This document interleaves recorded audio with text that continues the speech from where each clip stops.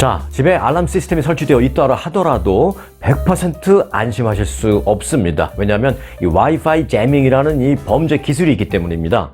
와이파이 재밍이라고 혹시 들어보셨나요? 이것은 이제 무선 네트워크를 무력화시키는 범죄 수법인데요. 이걸 동원해서 집에 있는 뭐 CCTV나 또는 알람 시스템 등등을 무력화시킨 뒤에 집안이나 또는 업소에 침입해서 물건을 털어가는 그런 절도 범죄가 요즘 기승을 부리고 있습니다. 피해자가 한둘이 아닙니다. 경찰이 업주와 주민들의 각별한 주의를 당부하면서 이 와이파이 재밍에 대해서 설명을 하기도 했습니다. 자, 이 재밍이라는 것은요, 전파가 강한 주파수를 쏴서 기계가 기존의 주파수를 버리고 그 강한 전파의 주파수를 받아들이게 되는 그런 기술인데요. 그렇게 맞지 않는 엄청나게 강한 주파수를 갑자기 이 기계가 받아들이게 되면서 순간 이 기계가 먹통이 되거나 오작동을 일으키게 하는 그런 일이 발생합니다. 요즘 그 띵동 하는 거 이제 집 바깥에서 도어, 벨, 띵동 하는 게 이제 뭐 링 같은 거 있잖아요. 이 링 같은 걸 비롯해서 뭐 무선 와이파이를 이용하는 CCTV 또는 무선 와이파이를 이용하는 그 집의 경보 시스템 또는 가게의 경보 시스템 이런 게 많아졌는데 그래서 이제 안심할 수 있습니다만은 범죄 조직들이 그걸 안다는 것이죠. 그래서 그 와이파이 재밍 기술을 동원해서 그런 그 기술을 CCTV나 또는 알람 시스템을 무력화시킨 후에 침입을 하는 것입니다. 그래서 이상하다. 우리 집에 알람 시스템 설치되어 있는데 어떻게 도둑이 들어왔지? 또는 이상하다. 우리 가게에 알람 시스템 다 한 달에 몇백 번씩 내고 설치했는데 이 절도범들이 들어와서 털을 갈 동안 왜 알람이 안 울렸어? 어떻게 된 거죠 도대체? 이런 사람들이 한둘이 아닙니다, 지금. 바로 이 와이파이 재밍 때문입니다. LA 경찰국에 따르면 LA 한인타운을 포함한 그 윌셔가 일대에서 최근 3, 4인조 절도범들이 이 와이파이 재밍으로 무선으로 작동되는 CCTV나 또 그런 알람 경보 장치 등을 해제하고 물건을 소위 말해서 마음껏 훔쳐가는 그런 절도 범죄가 잇따라 발생하고 있습니다. 이들 절도범들은 경보 장치와 카메라를 무력화시킨 뒤에 2층 발코니를 통해서 뭐 주택 안으로 들어간다든지 또는 뭐 창문을 통해서 들어간다든지 이렇게 해서 들어가서 값비싼 보석류, 뭐 현금 등을 다 훔쳐서 뒤집어서 나가는 것으로 알려졌습니다. 인터넷에서는 또 그런데 문제가 되는 게 이런 그 불법 와이파이 재밍 장치를 저렴한 가격에 판매한다라는 광고들도 많아요. 일반 사람들이 누가 이런 게 필요하겠습니까? 그러니까 결국 범죄 의도가 있는 그런 사람들이 이거를 사서 그 기술을 이용해서 범죄에 활용하고 있다는 것이죠. 그래서 이 같은 범죄를 인터넷에서 이렇게 마구 불법으로 팔리는 이런 것들이 다 범죄를 부추기고 있다는 분석입니다. LAPD는 이 같은 와이파이 재밍 절도 피해를 방지하기 위해서 몇 가지 조언을 했습니다만은 조금 뭐 궁여지책의 조언이긴 합니다. 그래도 여하튼 뭐 경찰이 말하는 내용을 한 두세 가지만 볼게요. 자, 첫 번째, 절도범들이 그 경보 시스템, 그 알람 시스템을 함부로 조작하지 못하도록 전기 회로 상자를 자물쇠로 고정했는지 확인하고 또 가능하면 그 와이파이 그 디바이스 같은 거를 좀 튼튼한 것으로 두꺼운 것으로 좀 둘러싸서 가능한 한 피해를 덜 입게 하는 것도 뭐 궁여지책이지만 한번 해볼 필요가 있다는 것이고, 두 번째, 우버나 리프트 또는 뭐 택시를 타고 집 앞에서 내렸을 때 그들에게 뭐 이런저런 얘기하다가 나 다음 주부터 뭐 한국에 한 뭐 열흘 갔다 올 거예요. 이런 얘기 절대 하지 말라라는 것이죠. 또는 소셜 미디어 같은 데다 올리면서 드디어 나는 한국 여행 또 드디어 내가 뭐 유럽 여행 2주를 갔다 옵니다. 뭐 이런 거 올리지 말라라는 것이죠. 나 집 2주 동안 비울 거야 라는 것을 만천하에 공개하는 거니까 하지 말라라는 것이죠. 99%는 뭐 여러분들 다 믿을 수 있는 사람들이겠지만 사람들은 모르니까요. 또 그 집 주변에 차가 갑자기 이제 서 있는 게 좀 오래 그렇게 주차되어 있는데 그런 주차되어 있는 차가 임시 번호판을 달았거나 아니면 무슨 딜러 번호판 같은 걸 달아서 좀 의심스럽게 주차되어 있는 그런 차량이 있다면 주의할 것을 당부하고 있는 상황입니다. 자, 이번에는 라스베가스로 가보겠습니다. 라스베가스의 고급 호텔의 한 투숙객이요, 호텔방에서 빈대도 아니고 벼룩도 아니고 전갈 한때 쏘여서 상처를 입었다라면서 호텔 측을 상대로 소송을 벌이겠다라고 전하고 있습니다.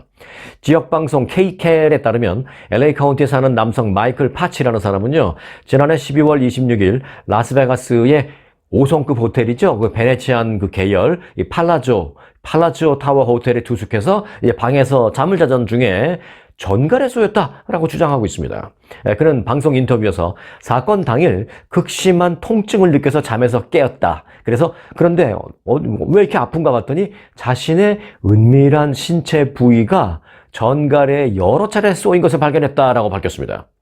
하필이면 쏘여도, 여하튼 그는 처음엔 그게 무엇인지 몰랐다라면서 날카로운 무슨 칼이나 유리가 나를 찌르는 것 같았다라고 말했습니다.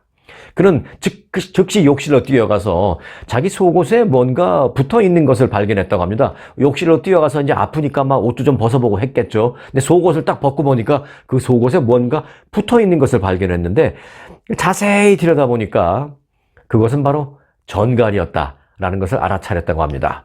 크진 않았지만 작지만 전갈이었다는 것이죠. 그는 이를 즉시 호텔 직원에게 알렸지만 호텔 측은 사과를 하지는 않았고 아무런 조치도 취하지 않았다라고 주장했습니다. 이후에 그는 병원을 방문해서 자신이 전갈에 쏘였다는 것을 확인하는 진단서를 받았고 변호사와 함께 호텔 측을 상대로 법적 대응을 준비 중이다라고 밝혔습니다. 호텔에서 벼룩이나 빈대에 쏘였다라는 얘기는 심심치 않게 들어봤습니다만은 호텔에서 전갈에 쏘였다라는 얘기는 저도 개인적으로 처음인데요.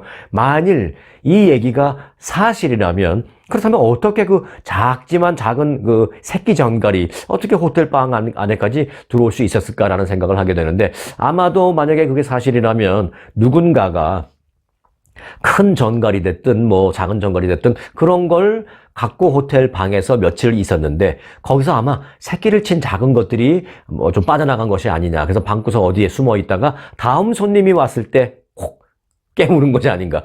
그런 생각이 들고 있기도 합니다. 저도 팔라쪼 호텔에 여러 번 묵어봤습니다만은 참 호텔 좋죠. 넓고 방만 있는 것이 아니라 옆쪽에 리빙 스페이스도 있고 넓게 뚫린 그 창으로 정말 그 전경도 멋있고 좋기는 한데 그닥 깨끗하다는 생각은 안 해봤는데 이런 문제가 발생했네요. 자, LG 소식을 전해드리겠습니다. LG가 결국 월풀을 이겼습니다.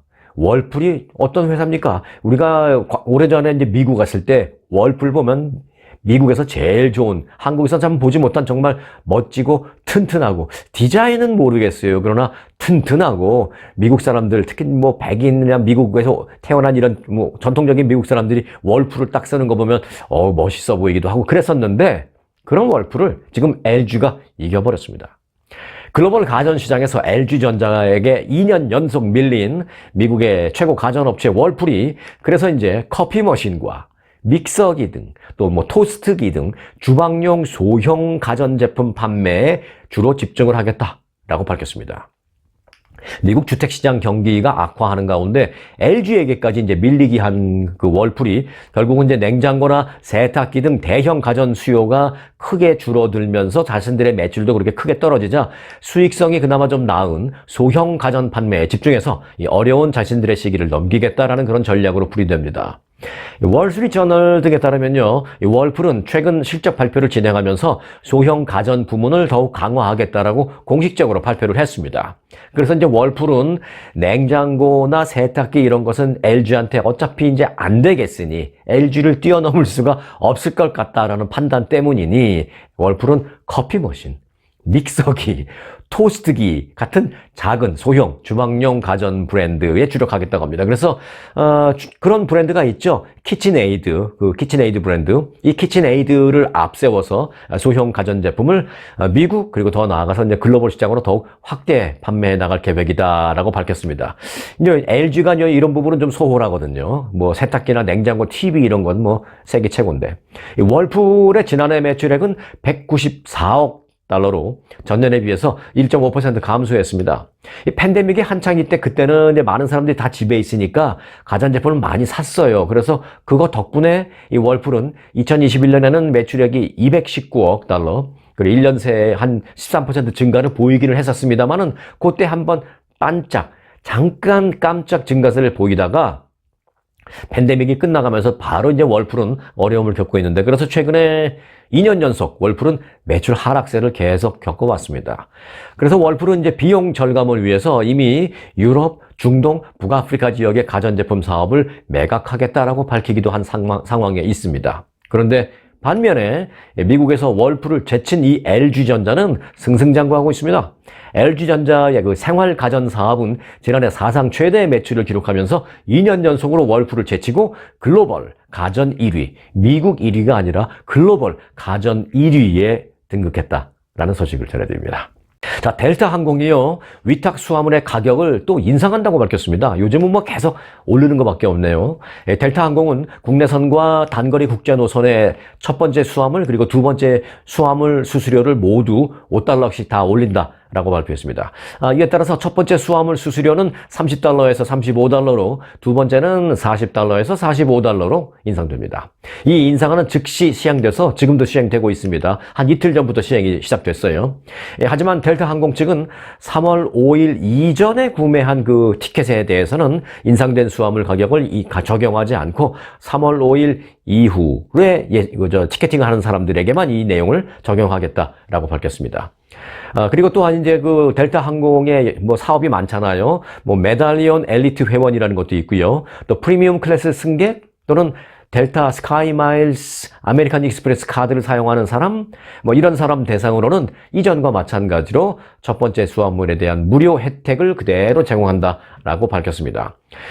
최근 아메리칸 항공 그리고 유나이티드 항공 또 알래스카 항공 등 대부분의 미국 내 항공사들이 위탁 수화물 가격을 다 올렸습니다. 이번에 이제 델타가 올렸는데 이렇게 되면서 흥미로운 점은 지금 사우스웨스트 항공만이 유일하게 미국에서 이 수화물 요금을 청구하지 않는 항공사로 유일하게 좀 남아있게 됐다라는 소식입니다. 자, 우리 한인들도 많이 이용하는 대형 유통업체 타겟이 있죠. 그 타겟이 유료 회원제 서비스를 실시합니다. 그 프로그램 이름은 타겟 서클 360. 타겟 서클 360인데요. 이 내용을 공개했습니다. 4월 7일부터 이제 공식적으로 론칭을 하는데 이 서비스 가입자는 여러 가지 혜택이 있지만 $35 이상 주문 시에 인터넷으로 주문했을 때 무료로 당일 배송해준다고 하고요. 또 구매액의 1%를 적립해주고 또 회원 한정해서 제품을 또 할인해주고 생일에는 5% 할인 쿠폰을 보내주는 등의 혜택을 누릴 수 있다라고 합니다.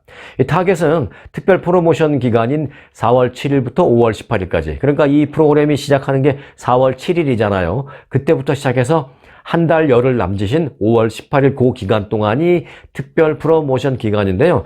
그때까지는 원래 이제 연 가입비는 $99인데 4월 7일부터 5월 18일 그 사이에 가입하는 사람한테는 $49로 할인해서 연 회원을 가입시켜 주겠다라고 말했습니다.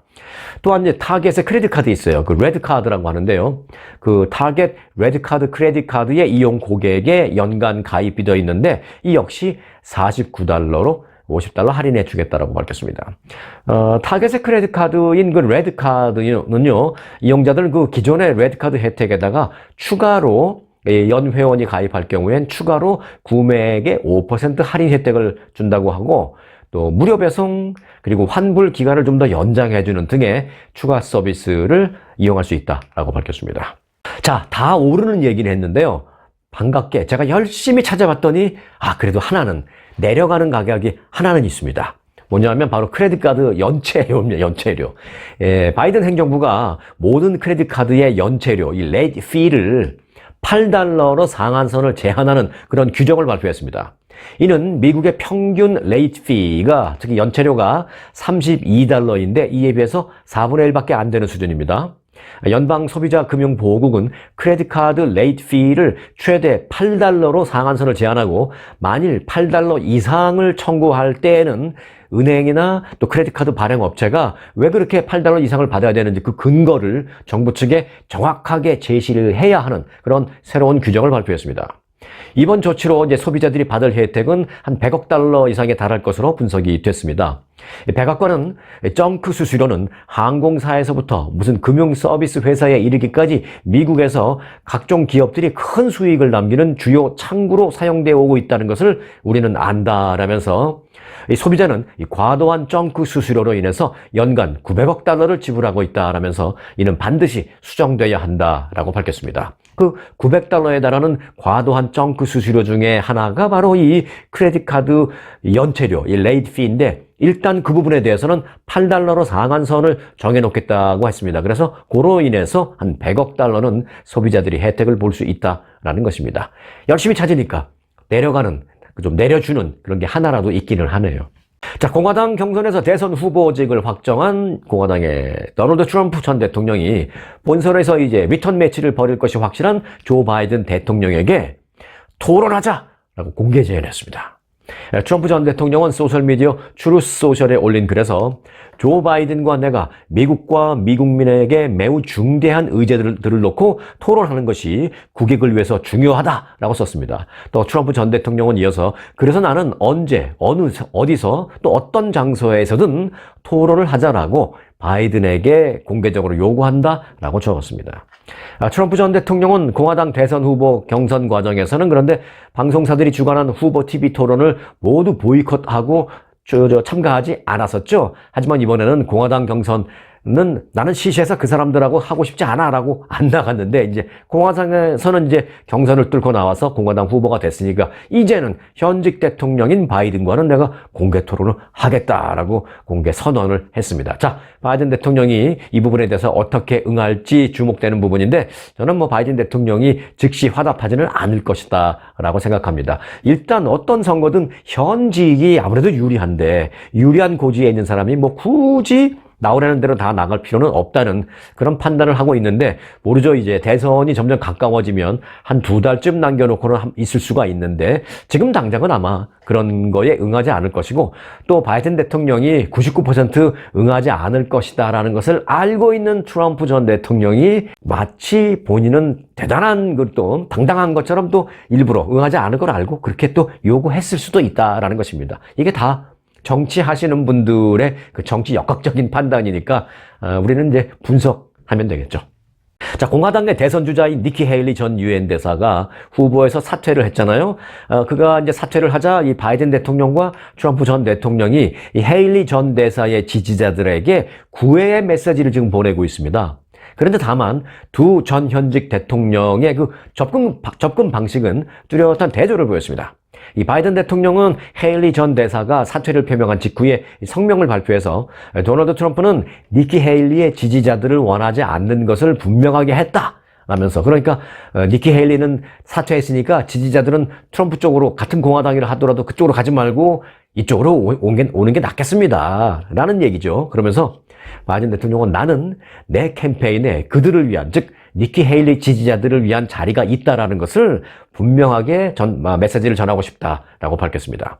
이 바이든 대통령은 또 트럼프에 대해서 진실을 말하는 사람이 거의 없는 공화당에서 니키 헤일리는 트럼프를 따라다니는 혼란과 또 옳고 그름을 구분하지 못하는 무능력, 또 블라디미르 푸틴 대통령 앞에서 러시아 대통령 앞에서는 움츠려드는 그런 모습 등 트럼프에 대한 진실을 기꺼이 말하고자 하는 유일한 사람이 바로 니키 헤일리였다 라면서 니키 헤일리를 지켜 세웠습니다. 지지자들 들으라는 얘기죠. 이런 가운데 트럼프 전 대통령은 헤일리의 돈 가운데 그러니까 정치자금, 헤일리가 받은 정치자금 가운데 많은 부분은 그녀에게 투표한 이들 많은 사람들과 마찬가지로 급진 좌파 민주당원들에게서 온 정치자금이다. 그런데 이 시점에서 나는 그녀가 이 경선에서 사퇴하지 말고 계속 경선에 머물면서 나와 끝까지 싸우기를 바란다 라고 말을 했습니다. 경선 초기에는 다른 후보들이 사퇴하자 니키 헤일리 전 대사에게 당신들 사퇴해 그러지 말고 빨리 사퇴하고 나 지지 선언해 라고 사퇴를 압박했던 트럼프 전 대통령은 막상 헤일리 전 대사가 사퇴를 예고하자 그러지 말고 남아 라고 경선 잔류를 또 반대로 요구하는 것입니다. 도대체 진짜 마음은 뭔지 모르겠어요. 그래서 이제 종합해보면 바이든 대통령은 마치 햇볕 정책처럼 헤일리 지지자들에게 좀 읍소한 반면에 트럼프 측은 계속 남아서 나와 경쟁해보자 라는 식으로 좀 강하게 밀어붙이는 좀 다른 접근 방식을 보였다는 얘기입니다. 네, 중국산 저가 전기차 공세가 매서워지고 있습니다. 그러자 이제 미국이 방책을 세우기 시작했습니다. 급격히 늘어난 수입에 관세 장벽을 높일 움직임을 보이고 있어서 마찰이 예상되고 있습니다. 그러니까 중국산 전기자동차가 너무 싸게 들어오니까 장벽을 막 쌓으려고 하는 것이죠. 로이터 통신에 따르면 공화당의 마르코 루비오 상원의원은 중국산 자동차가 미국 시장에 범람하는 것을 막기 위해서 수입 관세를 $20,000 인상하자라고 했습니다. 배보다 배꼽이 더 크네요. $20,000 안 되는 전기차도 있는데. 그러면서 특히 이제 중국 자동차 업체가 멕시코 등 다른 나라에서 생산한 그런 차량에도 똑같이 관세를 물리고 또 엄격한 북미 자유무역 규정을 충족하는 전기차에게만 보조금을 지급하자라고 이 말을 했습니다. 지난달 말 공화당의 좌시 홀리 상원의원도 중국산 전기차에 대한 관세를 현재의 27.5%에서 무려 125%로 올리자라는 내용의 법안을 발의한 바 있습니다. 지난해 4분기 테슬라를 제치고 세계 전기차 판매량 1위에 오른 중국의 비아디가 멕시코에 공장 설립을 추진하는 등 무섭게 몸집을 키우면서 중국산 전기차에 대한 규제 강화 목소리가 지금 미국 내에서 커지고 있습니다. 규제 강화 목소리 정도가 아니라 상당히 우려하는 그런 분위기가 높아지고 있는 것입니다.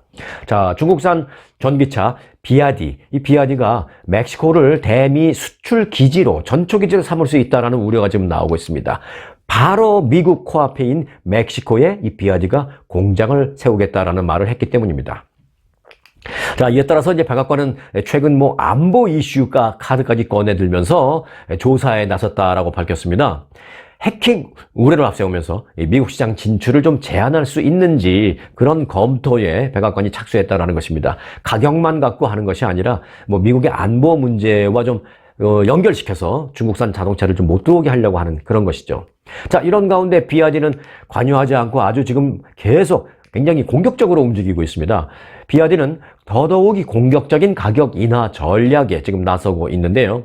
특히 이제 보급형 전기차 시걸이라는 전기차의 중국 내 판매 가격을 엊그제 5% 또 낮추었습니다. 그래서 중국에서는 얼마에 팔리느냐? 69,800위안에 팔리고 있습니다. 이게 미국 달러로 환산하면 얼마냐? 바로 9,695달러입니다. 와, 전기차인데 $10,000도 안 되는 가격에 지금 중국에서는 그렇게 팔리고 있는 것입니다. 그러니까 똑같은 가격으로 미국에 팔면 $10,000가 안 되는 전기차를 비록 중국산이지만 살 수 있게 되는 것입니다. 아무리 테슬라가 갖고 싶다 하더라도 이렇게 싸게 팔면 중국차를 살 수밖에 없는 그런 상황이 미국에서 만들어질 수 있으니까 미국이 바짝 긴장할 수밖에 없죠. 흥미로운 점은 그 비아디는요, 미국만 이렇게 공격적으로 나서고 있는 것이 아닙니다. 한국 공격도 지금 준비하고 있습니다. 그래서 비아디는 현재 한국 진출을 위한 사전 단계로 지금 인증 절차를 이미 밟기 시작했다라는 소식이 나오고 있습니다. 중국의 비아디가 한국 밟고 미국으로 지금 오기 위해서 아주 공격적인 모습을 보이고 있는 상황입니다. 자, 이번에는 여러분들을 또 멋진 곳으로 잠깐만 모시겠습니다. LA의 아주투어 박평식 대표가요, 전해드리는 여행 칼럼 시간인데요. 일주일에 한 번씩 전해드리잖아요. 약간의 역사 배경과 그 여행 팁을 좀 전해드리겠습니다. 자, 3분 여행 칼럼 함께 떠나시죠.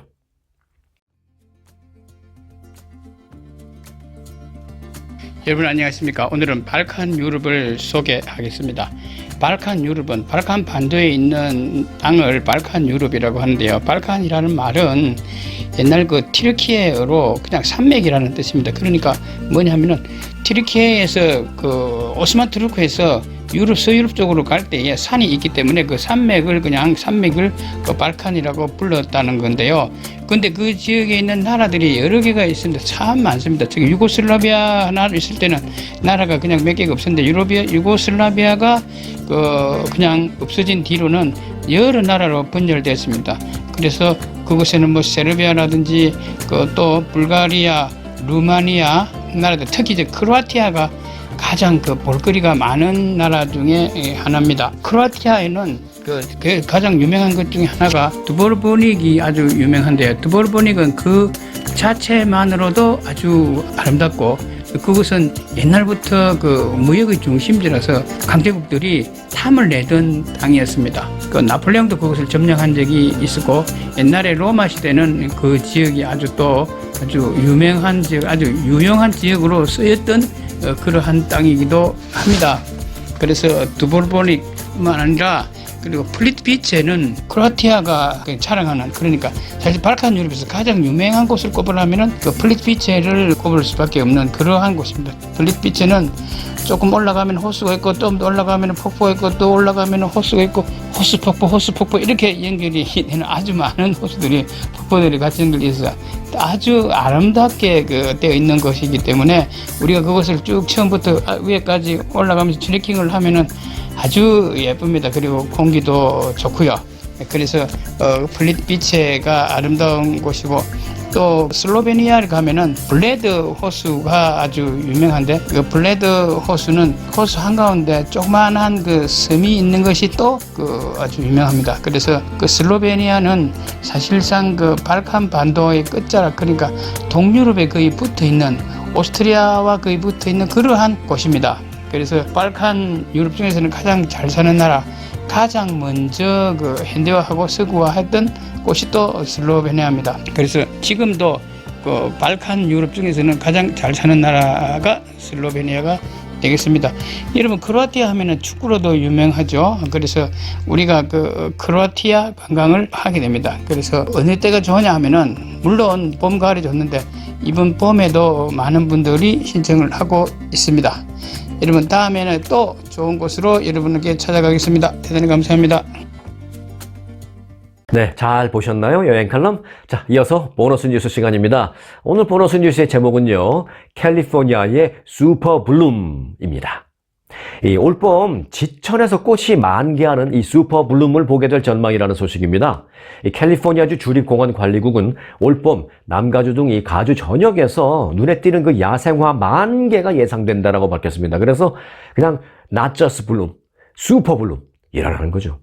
주립공원관리국은 올겨울 그 기록적인 폭우가 내려서 대지가 상당히 충분한 수분을 먹고 이 봄철 개화 시기에 수많은 야생화가 그래서 꽃을 만개할 것이다 라고 전망했습니다. 이 슈퍼블룸은 봄철에 일정 시기에 야생화가 만발하는, 어찌 보면 뭐 매년 때가 되면 그러는 건 아니고 좀 보기 드문 그런 자연 현상입니다. 그동안 가뭄에 시달렸던 캘리포니아 주에서는 이 슈퍼블룸 현상을 한동안은 못 봤어요. 그런데 이제 지난 2017년에 한번 멋지게 봤고요. 그리고 그 다음에 못 봤다가 2019년에 봤고, 그리고 몇 년 걸렀다가 2023년 작년에도 슈퍼블룸을 보긴 했는데, 올해 그에 못지않은 더 만개하는 슈퍼블룸 현상을 볼 수 있겠다는 것입니다. 그래서 이제 남가주의 각종 뭐 구릉지대 곳곳 그런 곳에 이제 방문객들의 발길이 끊이지 않을 전망입니다. 주립공원관리국에 따르면 올봄 슈퍼블룸 기간인 3월 중순부터 이제 얼마 남지 않았죠. 그리고 4월 중순 그때까지 이제 한 달 정도 기간 동안에 방문객들은 주황색 빛의 파피꽃, 또 알록달록한 루피너스, 노란빛의 큰 금계국, 또 프림로즈, 또 사막 해바라기, 또 사막 백합 야생화 등등을 볼 수 있다고 합니다.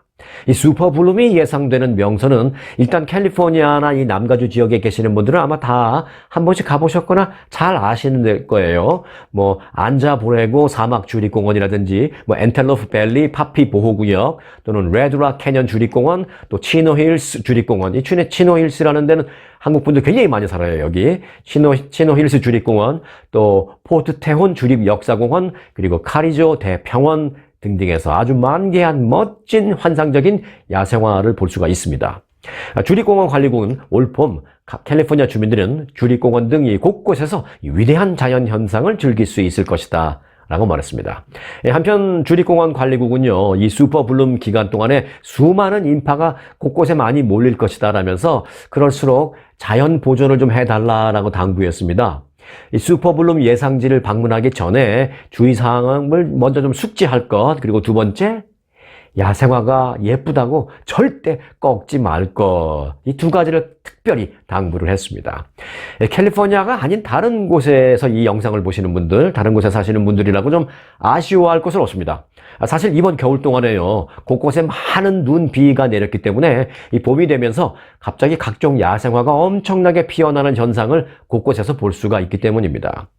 겨울에 눈과 비로 고생을 했는데 이번 봄에는 꽃놀이패 제대로 한번 즐겨보시기 바라겠습니다. 자, 오늘 영상 여기서 마칩니다. 언제나 스토리가 있는 뉴스, 송혜고의 스토리 뉴스 마칩니다.